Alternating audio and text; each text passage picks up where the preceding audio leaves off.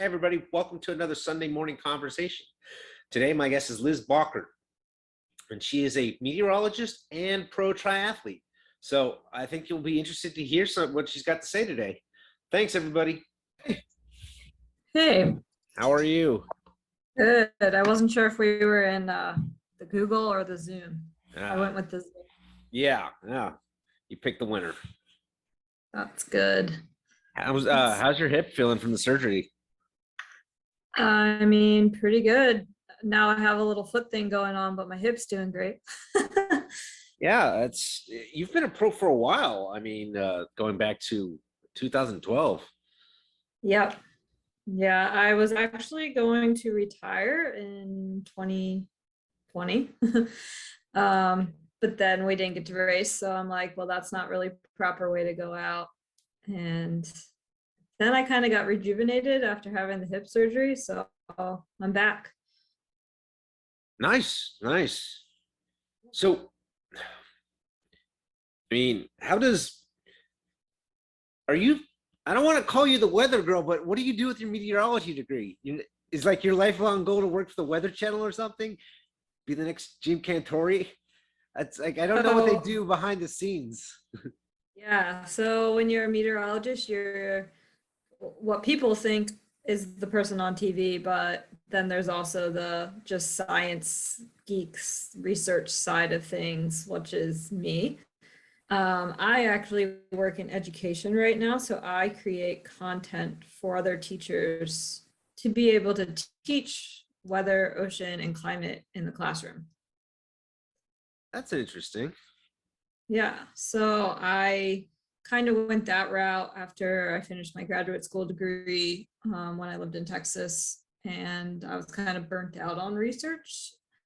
Stepped away from science for a little bit, but then came back, and I wasn't sure what way I wanted to go. So I got a very entry-level job that kind of helped me realize, oh, okay, I really like education and outreach. So being able to help people is a great start. So you're in DC now, though. I am, yes, Virginia.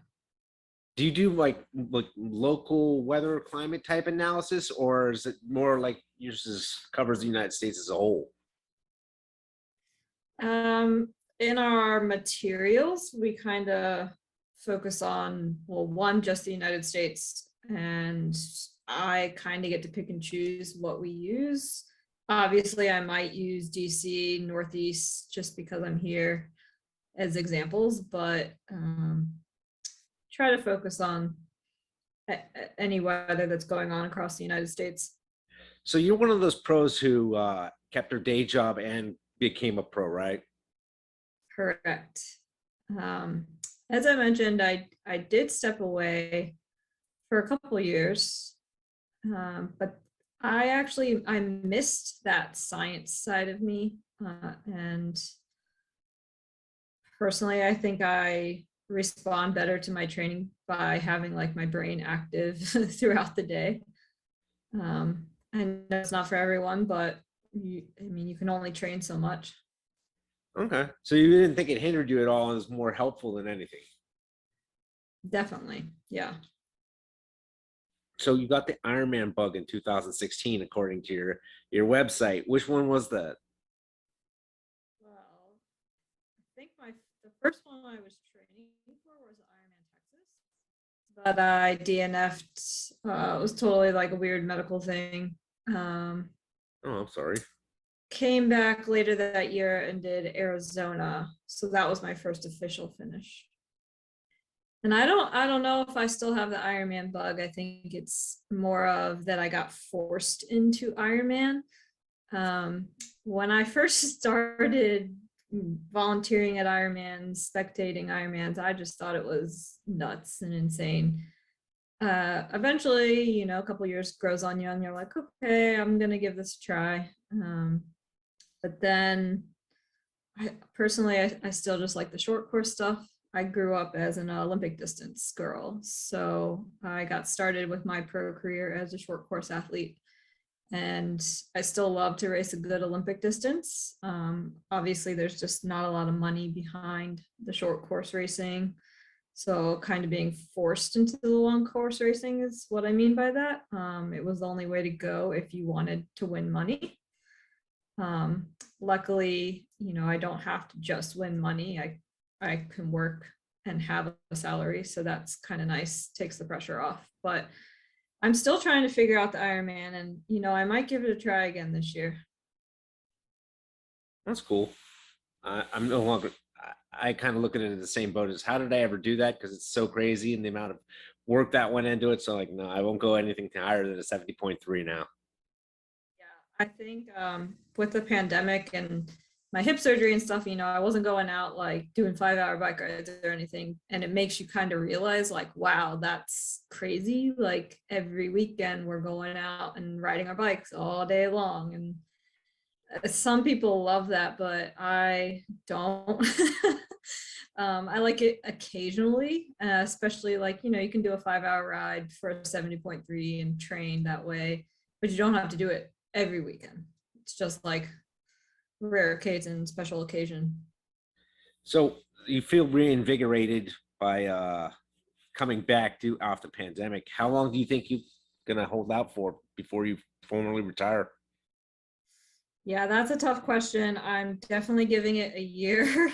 um, if it goes well, or if I continue to just find success, kind of have like a new motto and racing the things that really excite me. So, for example, I got sucked into the swim run bug, and that's something that's really fun. You can still be competitive, but I also want to add those races to my calendar. So, as long as sponsors are okay with that and we're all having a good time, then that's super important. So like I don't see a reason not to race as a pro, but also I don't know, maybe I want to go to Kona as an age grouper and probably not going to go there as a pro. Lots of logistics behind that, but not counting myself out. It's just the reality. Yeah, I mean, I don't.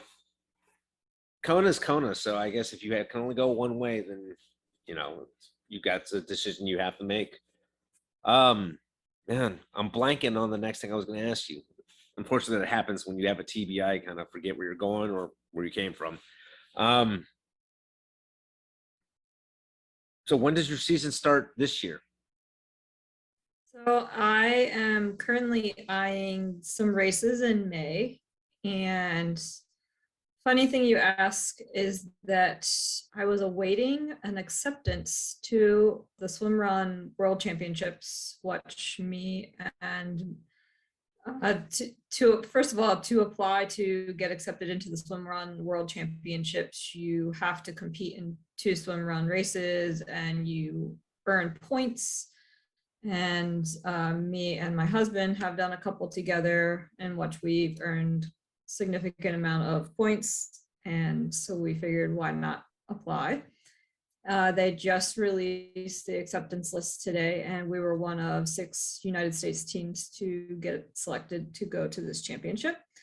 And like going to race in Europe, the Europeans are at a special level. If you go to a triathlon, they kick our butts, they bike and descend way faster than us, but swim run, they also run on the trails way faster than us and swim in crazy cold water, and they're fast. So it's kind of an honor to like get accepted into something like that. So that is Labor Day weekend, that race. And we were kind of waiting to see if we were going to get accepted into that because it entails 40 miles of running and 10 kilometers of swimming. So it's not something we can just like lightheartedly go do. It's like an Ironman, but no biking. And if anything, it's probably going to beat us up even more. So we kind of needed to know if we were going to do that before we backtracked and choose the rest of our season. So I we haven't fully decided if we're going to do it, but we're probably going to do it because you only live once. And I kind of had 3 different scenarios of a triathlon season, depending on the direction I want to go. So it's still looking like I'll do a 70.3 or 2 starting in May. And maybe we do an Ironman, maybe we don't, save the legs for the swim run. I'll be figuring that out in the next month or so. How did you decide on your husband being your partner? Was he formerly a triathlete too? Yeah, we met through triathlon. Well, we usually do like easy runs together, swims, bikes, things like that. So we figured, oh, it might be kind of cool to give this a go. So in the swim run divisions, you either race with someone of the same gender or as a mixed couple. So we were kind of that like ideal mixed couple just because we know each other's paces. Some people might say otherwise in terms of racing with your partner. Same thing goes of like coaching your partner or something like that. Like sometimes it can go the wrong way if you're in the middle of a race and you're bonking and you're going to yell at your partner or something like that. But we've done pretty well. We've learned from them, try to cheer each other on. But I mean, ultimately, he has to go my pace. So he's a faster runner. So we try to, I actually lead the swims and then he just has to run my pace. And I mean, I'm a decent runner, so I can run well on a good day, but the trails kind of bring a whole new pacing guideline. And you swim with the shoes on? You do, you swim with your shoes on. Does it feel like you're wearing like cement boots? I really thought I was gonna hate it, and when I tried it, I was like, this isn't that bad, because I hate having wet socks on and things like that. But it honestly, in the height of the moment, you don't even notice that your shoes and socks are on. So you do get to wear a pull buoy during the race. So that kind of helps lift your legs up. So you don't have to kick at all.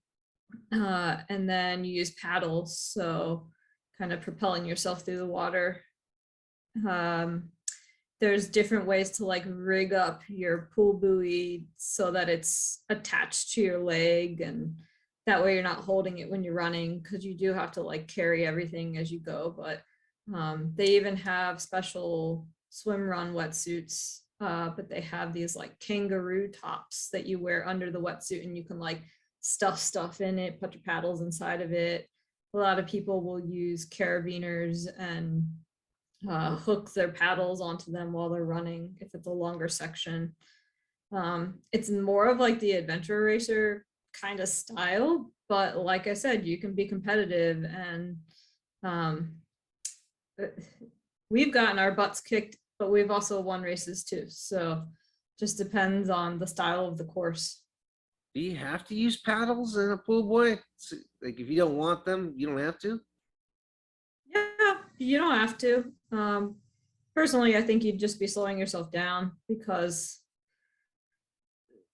so you're swimming in mostly harsh open water conditions. That's another thing. There is no buoys to sight off of. It says, hey, you got to get to that next island, and there you go. There could be currents, there could be, like I said, freezing cold water most of the time. So the race began in Stockholm, Sweden. So the water temperatures are usually about 50 degrees.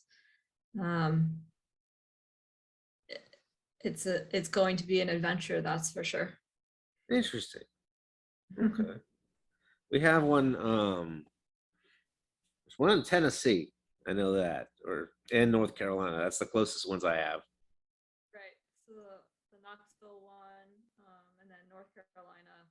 That was the one that we won just this past year that got us like our final points for the qualification system. What kind of workouts do you do that specifically like target a swim run? Were you literally like a brick workout where you go from swimming and running and back and forth, or you just didn't put that much into it? Yeah, a lot of people will do that. Personally, I just go about my normal training, run some hills, run some trails, do a long swim once a week. That's particularly important in these races since there is so much swimming.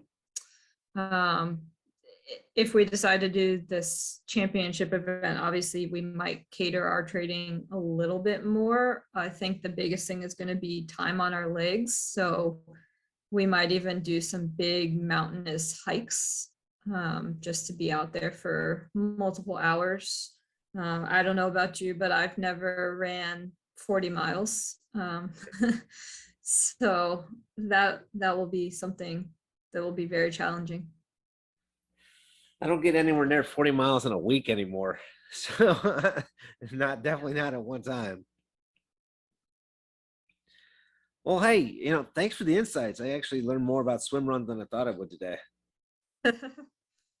So thanks again for joining me. I appreciate it. Yeah, no problem.